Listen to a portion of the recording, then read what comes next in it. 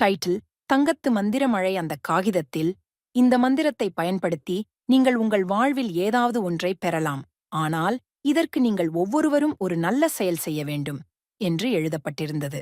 நண்பர்கள் அனைவரும் ஆச்சரியமாக பார்த்தனர்.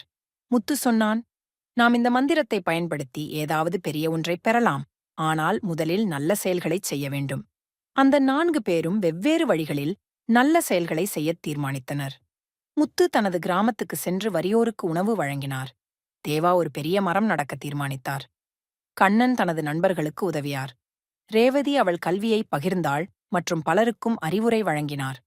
நால்வரும் நல்ல செயல்களை முடித்துவிட்டு மந்திரத்தை கொஞ்ச நேரம் பார்த்தனர். அப்போது மந்திரம் செயல்படத் தொடங்கியது. அது அவர்களை ஒரு மந்திர வண்ண நாடு கொண்டு சென்றது.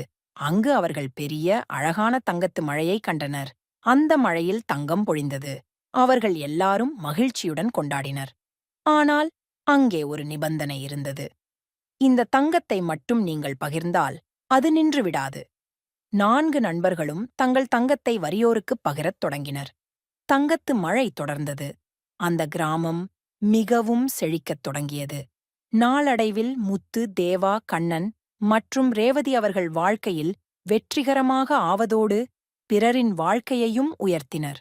அந்த நல்ல செயல்களின் பலனாக அவர்கள் வாழ்ந்த காலமெங்கும் செல்வந்தர்களாகவும் மதிக்கப்பட்டவர்களாகவும் ஆவதோடு கிராமமும் மிகுந்த செழிப்புடன் இருந்தது. கதை முடிவு. அந்த மந்திர புத்தகம் மேலும் பலருக்கும் நல்ல செயல்களை நிகழ்த்துவதை உணர்த்தியது.